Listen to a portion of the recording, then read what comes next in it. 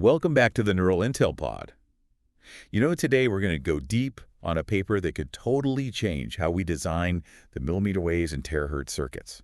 Yeah. These are going to be super important for the future of like wireless tech and high-resolution sensing and stuff. Yeah. We're talking about deep learning-enabled generalized inverse design of multi-port radio frequency and sub-terahertz passives and integrated circuits. Yeah. Um, Wow. It's a mouthful, I know. Get ready, though, because this is where AI starts designing circuits in minutes instead of years. Yeah, what's so cool about this paper is that it really tackles this problem. Designing these high-frequency circuits is such a pain. Oh, it really is. It's so difficult, and it takes forever. Yeah, it really is like you're working with these microscopic tools, and you're just like tweaking every tiny component, running simulations, and then you just keep doing that over and over until it's right. Yeah. And, with the traditional methods, you're kind of stuck with these preset templates, Yeah. which really limits what you can design. Totally. The traditional process is so slow, and it really depends on the designer's intuition and like a lot of trial and error. Yeah. You're just basically optimizing existing designs instead of looking at a whole new world of possibilities. And that is where deep learning comes in, right? Right. These researchers used AI to design like arbitrary-shaped multi-port electromagnetic structures. Mm-hmm. They're not just tweaking what we already have. They're venturing into like designing totally new circuit layouts. Yeah, that's the breakthrough here. It's like giving AI the ability to just think up and sketch out these like blueprints for circuits that really push the boundaries of what we can do. Okay, so how does this actually work? What's the magic behind it? So the key is a deep convolutional neural network, or we can just call it a CNN. They basically trained a CNN to be an electromagnetic emulator. So they don't have to run all those time-consuming simulations to figure out how a circuit design will behave. They have this AI that can just do it instantly. Yeah, basically. The way they trained the CNN is cool too. They used something called transfer learning, which is like leveraging existing knowledge. So transfer learning is basically giving the AI a head start in understanding circuit design. Pretty much. It's like starting the AI off with the basics of circuits and then refining that with specific examples.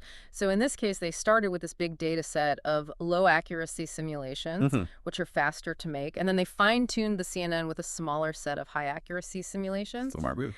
This way, they can train the model quickly without losing accuracy. I bet transfer learning also makes the model more versatile too, right? Yeah. So it can be used with different like chip fabrication processes or frequency ranges. Totally. That's one of the big advantages of transfer learning. Yeah. It's adaptable. And they also did something called data augmentation, which is like creating variations in the data to help the model learn even better. So it's not just like throwing any data at the AI. You got to be smart about it. I see why they're getting these awesome results. And they tested this thing outright. They designed different structures and compared what the AI predicted to actual simulations. Yes, and the results were spot on. They tested it with everything from antennas to these complex multi-port networks, and the AI's predictions were right there with the simulations. It's crazy how well it can predict how these circuits will act. Yeah. But how do they actually go from like wanting a circuit that does something specific to getting the layout for that circuit? How does this inverse design thing work? This is where it gets really cool. Yeah. So they take the AI and its predictions and they combine that with an optimization algorithm. Okay. Specifically, they use a genetic algorithm. Think of it as like a search through a huge map of circuit designs. So AI is like an explorer going through this unknown territory, searching for the perfect design. Exactly. The genetic algorithm starts with some random designs and tests how well they perform using the AI. And then the best ones get to breed, so to speak, creating new and improved circuits. This process goes on until they get a design that does exactly what they want. It's like survival of the fittest, but for circuits. And what's even more amazing is that the AI can actually design things that are better than the stuff they use to train it. That means it's not just copying, it's really learning and innovating. It's not just mimicking what it's seen before, it's really coming up with new stuff. They even went a step further and actually built some of these AI-designed structures in the real world, like bandpass filters, quadrature hybrids, and even multi-band antennas. Wow. And the real-world results matched their predictions perfectly. So it's not just good in theory, it actually works in practice. That's super impressive. Yeah. But they didn't stop there. They actually used this technique to design a working amplifier. No way. Yep. This is where you can really see the power of this multi-port inverse design method. They designed a two-stage broadband millimeter wave amplifier. Hold on. And they use these unusual, irregular structures that traditional methods would have a hard time even imagining. So they're not just designing components anymore. They're designing entire circuits with like complex functions. That's right. And the results are awesome. They got a measured gain of 17.5 to 14.5 DIs over frequency range. That covers most of the 5G bands we use. That's a huge accomplishment, especially at those high frequencies. All right, so walk me through how they use this approach to design the amplifier. What were the big steps? So first, they came up with a new architecture for the amplifier. It uses this asymmetrical power division at the input and a phase compensating combiner at the output. Okay. It's unusual, but it let them explore a whole new world of design possibilities. So breaking away from the traditional symmetrical designs was key. Exactly. Then they used their inverse design method to create the asymmetrical three-port structures for the input splitter and the output combiner. And Yeah. they did this while thinking about the active circuit amplifiers that were going to be connected to these things. Gosh. Which is really important because in the real world, all these parts interact with each other in crazy ways. And especially at high frequencies, that gets really complicated. Yeah, exactly. Traditional methods often look at each part in isolation. They optimize each one without thinking about how they'll all work together, Yeah. and that can really limit the performance. But with this new AI-driven method, they're looking at the whole picture, right? Exactly. They're designing everything together to get the performance they want overall. This is seriously groundbreaking stuff. Yeah. Before we wrap up this first part of our deep dive, I'd love to hear your thoughts on the bigger picture. What does all this mean for the future of circuit design? That's a big question. I think this research shows a huge shift in how we design and build circuits, especially the complex ones. Traditionally, circuit design has been this super specialized field. You really had to rely on human expertise and intuition. But with this AI-driven approach, design automation is going to be so much more important. So you're saying we might see AI designing the chips that are in everything in the future? Our phones, self-driving cars, medical devices, everything. Absolutely. And not just designing them, but designing them faster, better, and with performance we've never seen before. Just imagine. Smaller devices that are way more powerful. That's the future this tech could bring. We'll talk more about what this all means in part 2. So one of the cool things this paper talks about is how this tech can be used for way more than just matching networks. Like, it really opens up a whole new world of what we can design and what these circuits can do.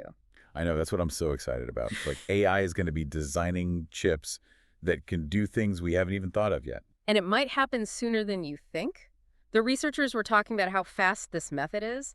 Designs that used to take weeks or even months could now be done in minutes. So we're not talking about like small improvements here. This is a whole new way of doing things. Totally. It's like going from drawing blueprints by hand to using a computer. It could really speed up how quickly we can make new stuff in wireless communication, sensing, and maybe even computing. It's not just about speed, though, is it? Yeah. It's also about being able to design things that we couldn't even imagine before. You got it. And the researchers showed this perfectly when they designed that broadband millimeter wave amplifier using asymmetrical structures. Yeah. Those designs would be a nightmare to create with traditional methods, but the AI just whipped them up and they worked amazingly well. It's almost like the AI is breaking free from how we humans think about design and exploring new possibilities. I like that. That's really what makes this research so special. It's not just automating what we already do. It's creating a whole new set of possibilities where circuits can do things we never thought possible. I'm all in on this AI design revolution. But let's be real for a second. There's got to be some limitations, right? Of course, nothing's perfect. One thing is that it takes a lot of computing power to train these deep learning models. You need a ton of data and processing power. That makes sense. Yeah. We're basically teaching these AIs to be experts in electromagnetism. Exactly. But computers are getting more powerful all the time, so that will become less of a problem. Another thing is that it's hard to understand why the AI makes certain choices when designing something. So it's kind of a black box. We know it works, but we don't know exactly how it's thinking. Pretty much. But Yeah. they're working on that. There's a lot of research on making these models easier to understand. That's going to be important if we want to really trust these AI systems to design critical stuff. No doubt. But even with those challenges, this tech has a ton of potential. It could change how we make electronics and bring a wave of new innovation. So for our listeners out there, what does this all mean? Well, this research could have a huge impact on a bunch of industries. Faster, more powerful chips could lead to better smartphones, self-driving cars, medical devices, and so much more. It's exciting to think about all the possibilities. And if you want to learn more about this AI-driven design stuff, check out our webpage. We have links to all the latest research and articles on this and other cool topics. This deep dive has been super interesting. I can't wait to see what happens next with AI circuit design. But before we get too far ahead of ourselves, we still have some more cool details from this paper to talk about, like how they tackled multi-port structures and made a truly generalized inverse design method. We'll get into that in part 3 of our deep dive. So like we were talking about before, let's get into how they dealt with those multi-port structures. Yeah, this is where it gets really tricky, right? All right. Because in the real world, circuits have like a bunch of inputs and outputs. It's not just one signal path. Exactly. And the traditional methods have a hard time with that, especially when you get to high frequencies. Yeah. They usually simplify things by breaking the design into smaller chunks, which doesn't always give you the best performance. It's like trying to put together a puzzle, but you can only look at one piece at a time. That's a great way to put it. What these researchers did was come up with a method that looks at all the ports and how they work together all at once. They thought about the whole multi-port structure as a single unit. So instead of just sticking components together, they're designing the whole thing holistically. Right. And that's where their deep learning model comes in. Remember that CNN we talked about that acts like an electromagnetic expert? Oh yeah, it's like having an AI that can tell you instantly how a circuit will behave. Exactly. They use that AI to look at tons of different multi-port designs and find the ones that work the way they want. So the AI isn't just designing parts, it's figuring out how to connect them in a way that makes the whole circuit do what it's supposed to. Precisely, and that's what they mean by generalized inverse design. It's a method that works for all kinds of multi-port structures, not just specific circuits. That's what makes it so cool. It's Mhm. not just for filters or amplifiers. It can be used to design all sorts of complex circuits with multiple inputs and outputs. Yeah, and to show that off, they designed a bunch of different multi-port structures like power dividers, hybrids, and couplers. These are like the essential building blocks for advanced circuits that are used in wireless communication, radar systems, and even medical imaging. It's amazing how this deep learning stuff is changing how we design circuits. It's opening up possibilities that we couldn't even imagine before. I know, it's really exciting, and it's not just about designing single circuits either. Yeah. This technology could help us develop whole systems faster, from the chips in our phones to the huge networks that connect everything. It really makes you think about the future of electronics. If AI can design circuits better and faster than humans, what does that mean for engineers? That's a good question, and people are talking a lot about that these days. Some think that AI will eventually replace engineers altogether, but I think it's more likely that AI will become a tool that helps engineers do their jobs even better. So instead of replacing engineers, AI will help them be more creative and come up with new ideas. Exactly. AI can handle the boring and time-consuming parts of design, and that frees up engineers to focus on the bigger picture, like coming up with new architectures and exploring new concepts. That sounds like a good deal. AI does the hard work, and humans get to be the creative geniuses. Exactly. And in the end, that's what will really push this field forward, the partnership between humans and AI. This deep dive has been so interesting. We've learned so much about how AI is changing circuit design and what it could mean for the future of electronics. Yeah, it's been fun. If you want to learn more about all this stuff, definitely check out the full research paper and our webpage. We've got a ton of resources there. You'll find the link in our bio. Thanks for joining us on this journey into the world of AI-powered design. Until next time, keep exploring and keep learning.